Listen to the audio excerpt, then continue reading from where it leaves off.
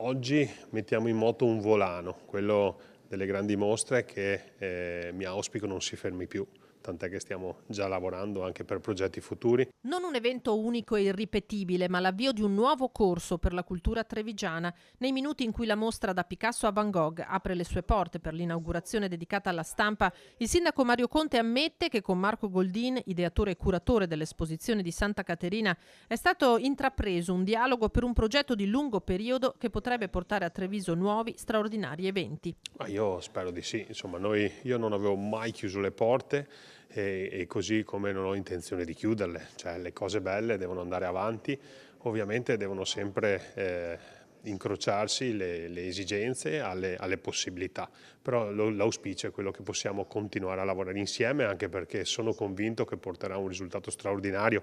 Si percepisce, no, il desiderio di mostra, il desiderio anche di vedere tanti turisti nella nostra città, e l'obiettivo è quello di dare continuità. Preferisco questa cosa non dirla, dobbiamo ancora iniziare a fare questa mostra e quindi cioè, è stato un lavoro lungo, 1 anno e mezzo, ci vuole tempo, quindi bisogna avere delle occasioni ottime.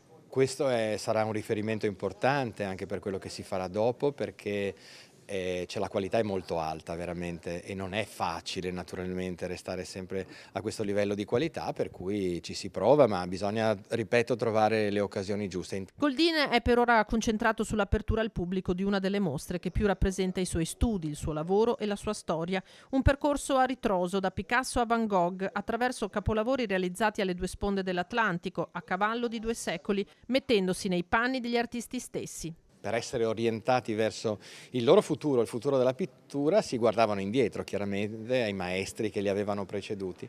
Ecco, quindi io voglio far rifare ai visitatori esattamente quello che hanno fatto i pittori nei loro tempi. Treviso, che con questa mostra, aperta fino al 10 maggio, si propone come modello e piattaforma dell'offerta culturale in concomitanza con l'appuntamento olimpico, ha detto il sindaco. Chiaro che avere una mostra di questo genere con una qualità così alta di opere a 1 ora e un quarto, 1 ora e mezza, quello che è da Cortina, è sicuramente una bellissima occasione, però è evidente che questo è un ulteriore fiore all'occhiello, ma noi speriamo di far bene fin dalle prime settimane della mostra, anche senza le Olimpiadi. Le visite guidate, l'audioguida, i testi che raccontano le sale e accompagnano le opere, unitamente al film sugli ultimi giorni di Van Gogh, visibile nella sala cinema appositamente allestita. Anche per il museo di Santa Caterina si apre un nuovo corso. Poi ci siamo presi l'onere di costruire nuovi spazi, nuove pareti, perfino una sala cinema, una sala lettura, quindi è diventato, vorrei dire, un museo veramente di natura internazionale.